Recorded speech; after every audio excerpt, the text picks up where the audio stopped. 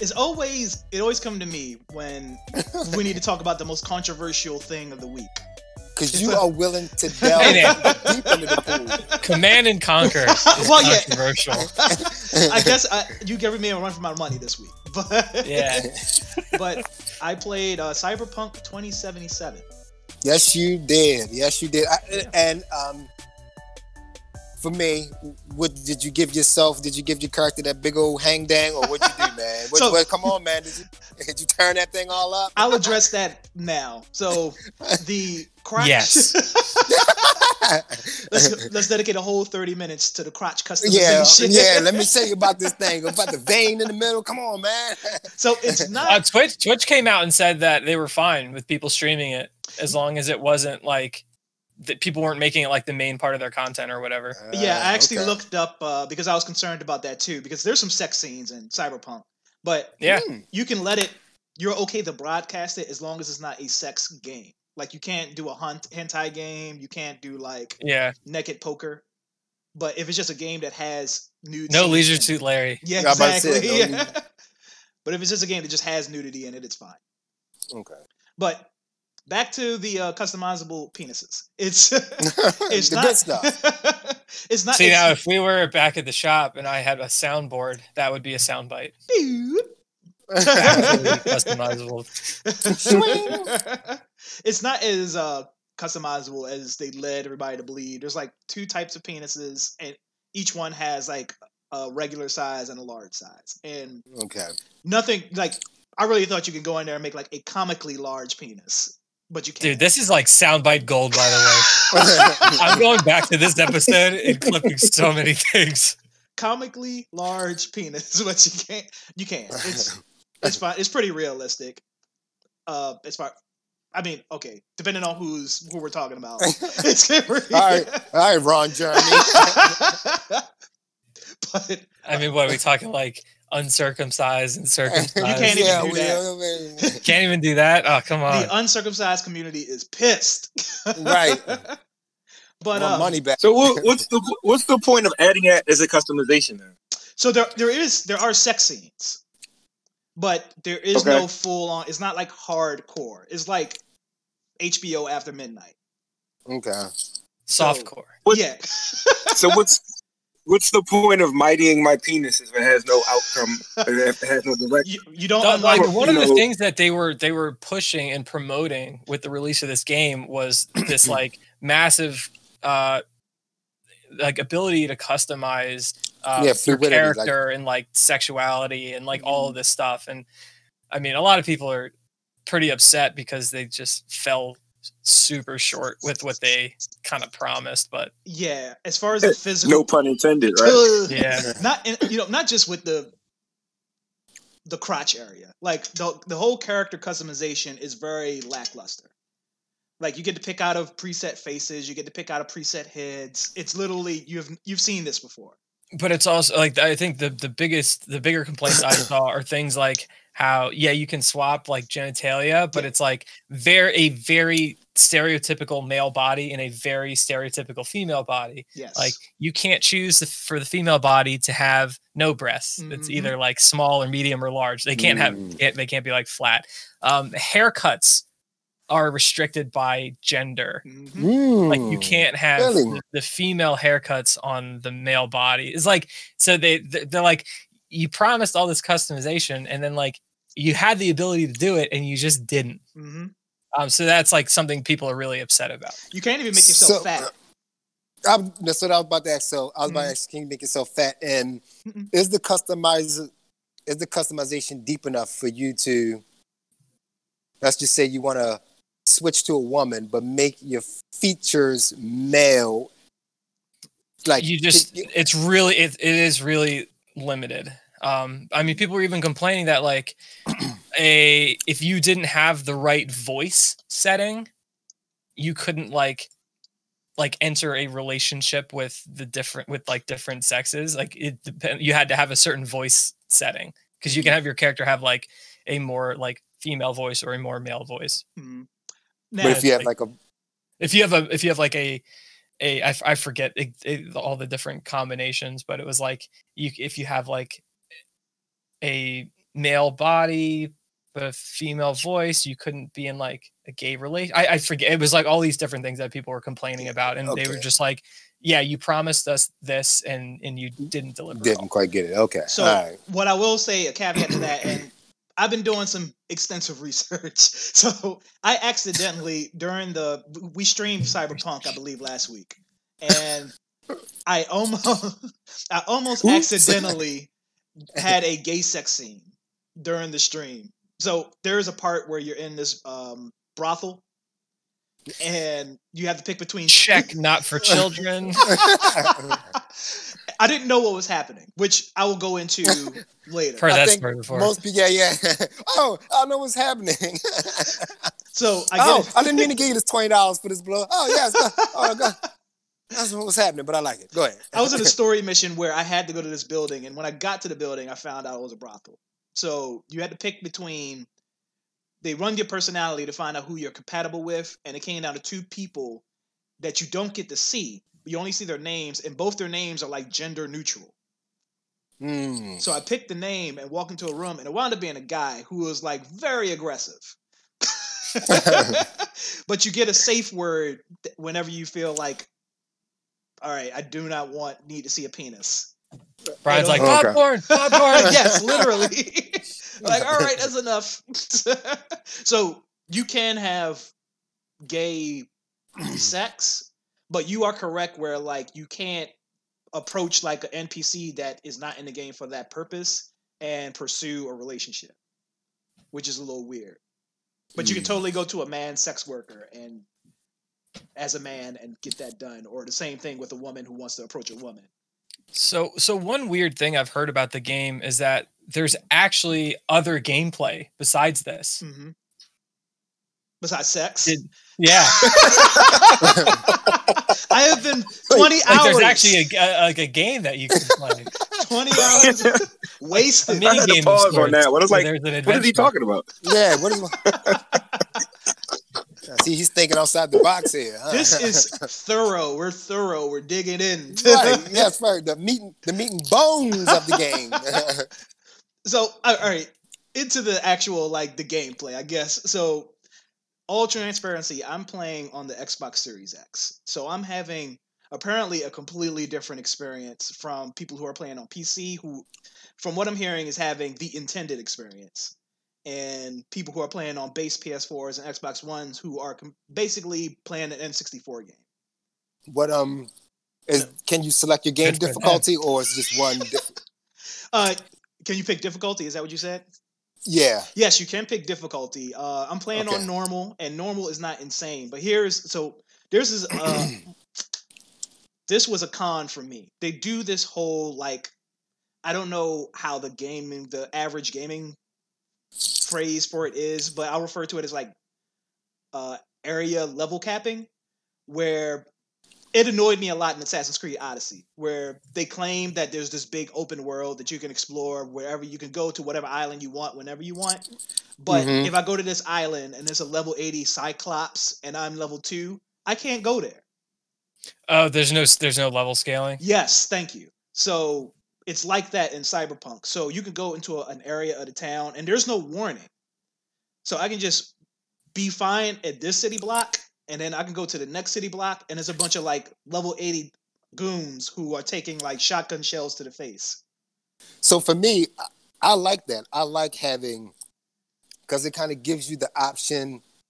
If everybody's the same level as you, you can't grind. So let's just say I get to a boss and I'm under. Well, I can go back and grind because there are these certain places that are capped off. Some people like that because it makes the game more linear, and some people like that. Some people want like a more linear game.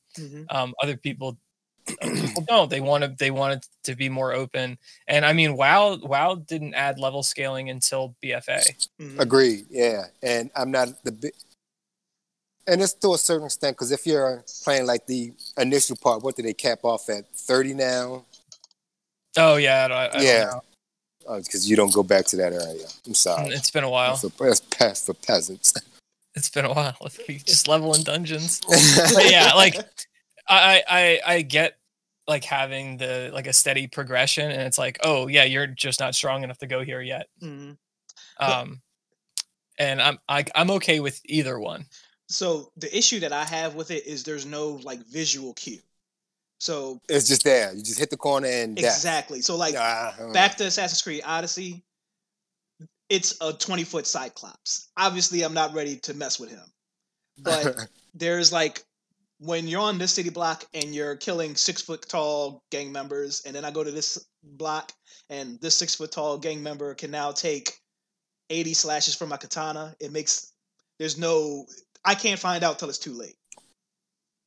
But for me, there's always like a risk reward. So when I'm low level and I can maybe sneak up and kill a character slightly higher, I think that's cool. Like I'm level 20, but I just killed a level 40 enemy and got some loot that I wasn't supposed to get until I was level 40. So I kind of like that stuff. And I think ESO was like that. ESO, everything scaled with you. And I was kind of like, nah. I think it's just kind of like a slightly dated thing that we enjoy. Mm-hmm. You trying to call me old? Yeah, I mean, we all are, right? Yeah. Like, I see you get to something, because I mean, I do the same thing. I'll get to something, and I know I'm not supposed to be able to do it, and I'm just like, yeah, how can I cheese this? Like, right. And I enjoy finding out ways to do that. Mm-hmm.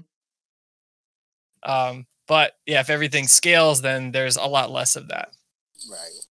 I guess I didn't think about that pro. That makes sense. So for you, how much time have you? So you're playing, of course, on the Xbox One X, correct? Series X, yeah. Series X. I'm sorry. Mm-hmm. And how much time you think you've dumped into it thus far? I should have checked. You can check. There's a timer when you save.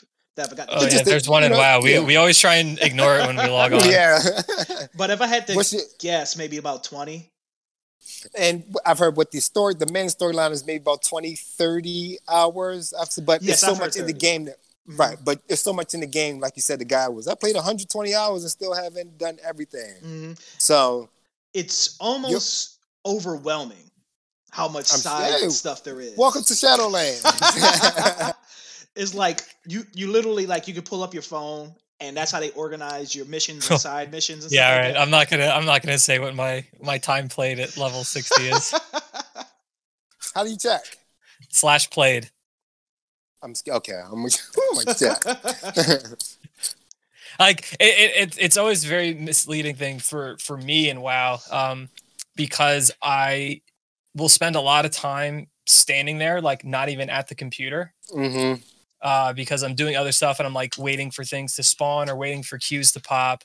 And these queues where I have no intention of actually participating anyway, because I'm just working and AFKing stuff. So like, I know like the numbers are inflated, but even if you like cut it in half, it's like, it's a lot. When you get a chance, text me that number.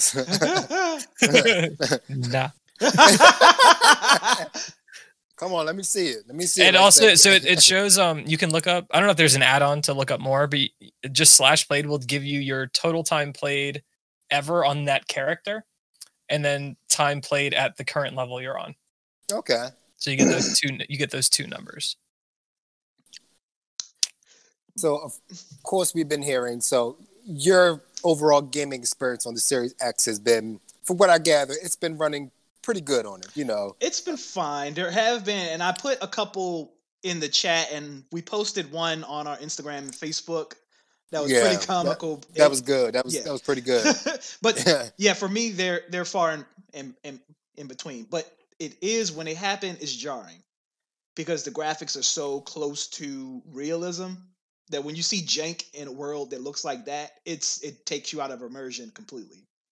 I'm sure. Sometimes you just leave the zipper down. But I mean, it's like the glitches are ridiculous.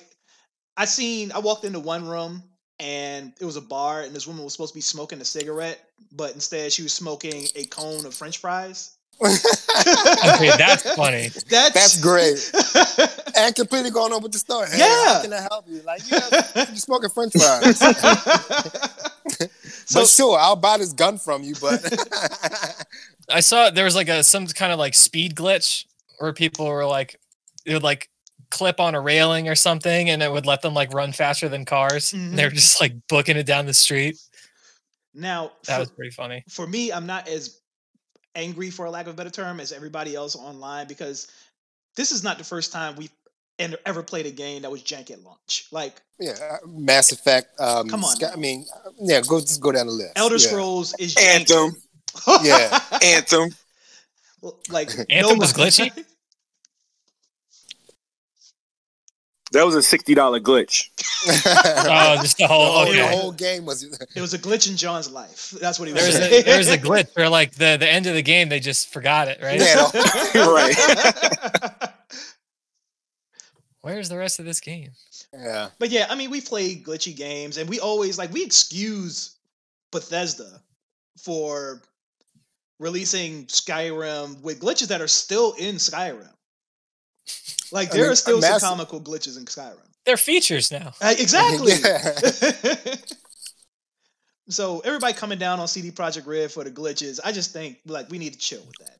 Yeah, I agree. They're coming down a little bit hard. I mean, like I said, I disagree. I disagree. I think it's just standard. I mean, those games just come out with glitches, unfortunately. I do feel like games now, I don't know. It's hard to say. Like, whether or not games now have more glitches than like retro games where they couldn't patch them. But it's hard to say. John, do you want to elaborate on? I mean, like we're at this. So let's take it back a few years. Let's go back about 20 years, right? 20, 25 years. PC games, right? Well, PC games came glitch. So. Right. So PC games came. Some PC games came glitched. You know, it wasn't a big deal. The glitches that it would have were few and far between, but they were far-reaching. Like, the glitch affected majority of the people, and it was something that could easily be fixed, right? So, and that was understood. You know, you buy a PC game, first version, it's going to have some problems. No major problems, nothing that's going to cause you not to still enjoy the game or just totally break the game where you just can't play it. And that was acceptable back then. Decades later, that is, for me, unacceptable. That and also too, I want to point out too, the PC games back then, not every AAA title was $60. Some of them were free, and then if you liked it, you could buy the rest of the game.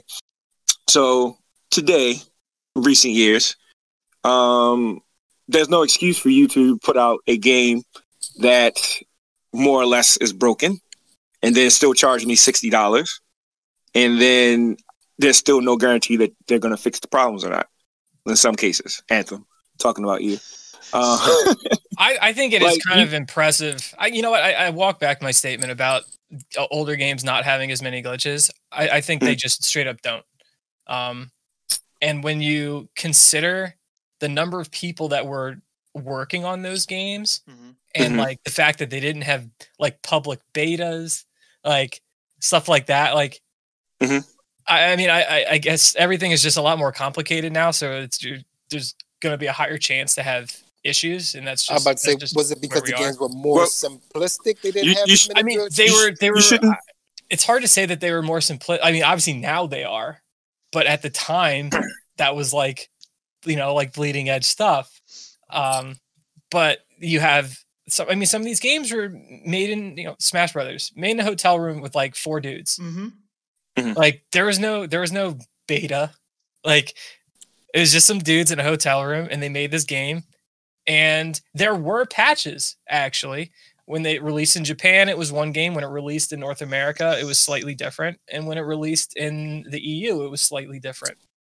So in a way, it got patched. But for the most part, like these older games, like there aren't as many like massive issues, but they exist. I don't know. That makes it worse.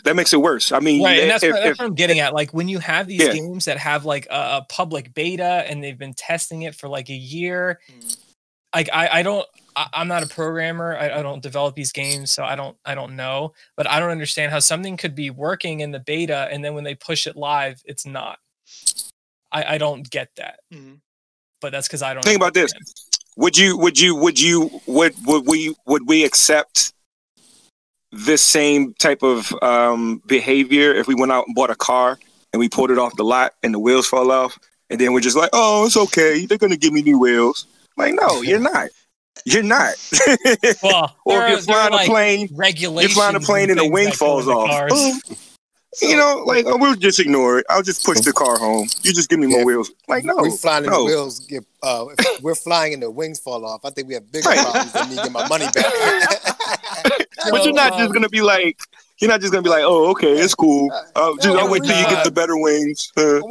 Here's one example of like a game-breaking glitch, right? In a retro game, it was Turok Rage Wars. Mm-hmm. This game came out and like pretty highly anticipated. It had a glitch in it where you could not beat the game in co-op. It just like wouldn't let you beat the last boss or something like that. The boss would just stay alive. It was impossible to win. Okay. So Nintendo said, send your games back and we'll send you the new ones. Like this happened. Right. And it's funny because since that happened and so few people actually like sent their game in and got a new one back, those ones that Nintendo re-released are like worth hundreds of dollars now because there just aren't as many of them. Mm-hmm. So if you come across a Turok Rage Wars North America released in a gray cart, in a gray shell, tell them it's not worth anything. So you. I'm about to say, come trade it in. But yeah, like I think maybe things were just simpler as far as the coding and everything, so there weren't as many issues, and that's why games need so much testing now, is because they are more complicated. So, but again, I don't understand how a problem could not be present in a beta and then get released. So let me clarify a couple of things. Like when I say I'm okay with the certain glitches in Cyberpunk 2077, I'm referring to like the jank. Like I'm referring to like the fries instead of the exactly. Nobody cares about that. I'm not referring to the PS4 and the Xbox One version being literally unplayable. Like that's unforgivable. You start the game, you walk through a wall, and then the game just crashes. Yeah, every time. Like that's just deplorable. That's horrible. And that's crazy. I think I saw one thing. The guy said the PlayStation dropped to like 7 frames per second. Ooh. Like seven, like he's showing the little bars. Yeah. And when he swapped the gun didn't come like into for like 5 seconds. He was driving, so the gun didn't come out. Then he was driving and stopped underneath the sign. And he said, count. So he stopped, and 10 seconds later, the sign was like, turn here to go here. That's how like bad the stuff was. All right, Command & Conquer runs better than that. Yeah. Because I'm listening to these, and I'm like, well, maybe these people are like over-exaggerating. So I wanted to see, because I was thinking about getting it. My PC will run it at recommended settings. So I'm assuming that I'll get a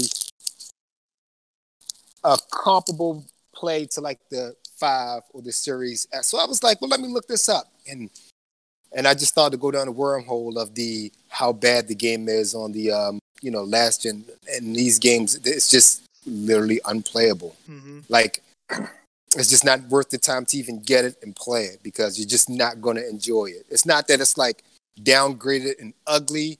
Like you just can't play. You can't play it. You can't play it. You can't play it. You can't play a game 7 frames per second. That's dumb. And that's the and that's the issue. And I guess that's a problem with games that launch on PC at the same time as console, because PC players get the option of turning down the textures, turning down the shading, turning down the lighting. You can't do that on console. So like, really, console automatically tries to run it at max. So what console will try to do is on some games they'll give you like performance mode and performance. Yeah. So, like Spider-Man did that. Yeah, so you can kind of pick in between that, but you can't like tweak it like you can. Like, well, I don't need the textures that much, so you can kind of like tweak it. Well, I don't have but I can kind of finagle it to play it. Like you kind of get what you get. Yeah. Now I will say that 2077 does have more than the average console game does, so you can turn down things like lens flare or they have like a film grain effect you can turn off. But it's nothing that will even change. Some N64 games let you adjust the resolution. Mm-hmm. I know. Like I oh my god, it was Ken Griffey Jr. Slugfest. It had like low resolution, high resolution, and then super. Mm-hmm. Don't know what that was, but we did it. So I don't know. Brian, so real quick, are those options on the 5 and Series S, or just one or the other? I'm not really sure about that. So that's the issue. I don't know if by the time this comes out, this might be patched, but right now, only the Series X and S version can choose between performance or fidelity. I thought I read it, but I wasn't sure if I read that correctly. I didn't want a redaction. we don't say that word anymore. But yeah, but for the most part, you're having a decent time playing the game. For the most, you're semi enjoying the game. I am enjoying it. What I will say is, do not expect this game to like change your world. It is literally, you have seen this before. It's a game. It is a game. It is an open world, first-person shooter with RPG elements. It is good, and the things that it does right, they do very well. Okay. But this is not like, people put this game like on this gigantic pedestal thinking that this was going to change game design forever. And it is not. So not to go off track, but of course, Hype Train. This game has been coming out. Mm-hmm.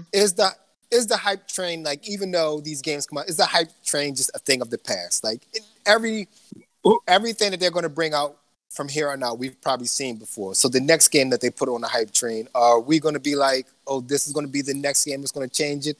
Or we're just going to be like, yeah, this is going to be like everything else, with one or two things new? Nope.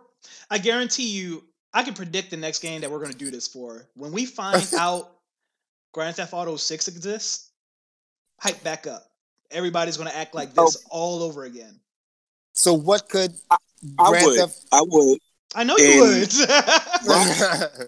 Rockstar. Actually, I would jump on that hype train because Rockstar has been pretty consistent with their GTA games. Absolutely, with most games that they make. So that's well deserved. But I mean, the hype in video game world is just, it happens, and we can't stop it. We're never going to learn a lesson. That's what I was trying to get rid of. Okay. Sometimes we're right, sometimes we're wrong. I learned my lesson. I can't believe that one game just broke you. It did. It really did. It really did. But I just thank you, EA and Anthem. When the hype dies down, I hope we can go back and look at Cyberpunk and just be like, this is a good game. It is. It's a really good game. If we could look past the Xbox One and PlayStation 4, because those are just unplayable. Other than that, it's a playable game. Yeah. Maybe, like you said, hopefully in a year or so, after 120 gigabytes of patches, you know, like you said, we can go back and sit down and be like, this was a good game. A good game. It's fine. So, not to derail, do you think we'll get a Grand Theft Auto 6 before we see the PlayStation 6? Ooh. So, I don't know, because Rockstar is putting in the work now to do a PS5 Series X version of GTA 5. And they'll get, at least 3 more years out of that. Exactly. It depends on how... What if they stealth launch what if they stealth launch GTA 6 out of GTA 5? Like, instead of it being upgraded GTA 5, it's just GTA 6 now? Well, they're doing the upgrade to GTA 5 because that will eventually turn into GTA 6. So, like, they're putting all the building blocks behind the scenes in now, upgrading, quote unquote, upgrading GTA 5. And then when GTA 6 drops, boom, you already got it. You just pay us some extra money to unlock GTA 6. Kind of like what Activision is doing that with Call of Duty, basically. I mean, that would be different, but I guess they could do that. But I think they're going to, if they could get another $500 million out of Grand Theft Auto 5, why not? What I hear what you're saying, John. What I do think they're going to do is, I think GTA Online is just going to upgrade. So I think when GTA 6 comes out, I think they're going to treat GTA Online like its own game. And you don't have to get GTA 6 Online to keep playing. I mean, you don't have to get GTA 6 to continue playing GTA Online. So GTA Online, you think, would just be its own little baby, and GTA 6 would just be story mode and that? Yeah, just like how Call of Duty is doing Warzone. Okay, so I think that's just the way games are going now. That's what I keep saying the 2K games need to do. Just turn into a subscription-based game and just patch every year. Same thing with Madden. I agree. Yep. Just keep. Yeah. They would I can almost guarantee they would make more money that way. Mm-hmm. Absolutely. I would actually get that if that was the case. Mm-hmm. I mean, you can spend that so many ways. We've gone green, so now we don't have to do the packaging and CDs. Just pay the subscription fee digitally. Yeah, I mean, I figured that would be the way to go. They would sell more of those than they sell EA Play subscriptions. I promise you. I promise. Considering I've never heard of that, you're probably right. They just throw it in with the Xbox. Oh yeah, here you go. There you go. Just take that. Nobody's buying it anyway. Here you go. It's in Game Pass now. There you go. That's what I was. You can now play Skate 3 if you want. Yeah. Yeah. Put that Cyberpunk down on your Xbox and play Skate 3, you bitch.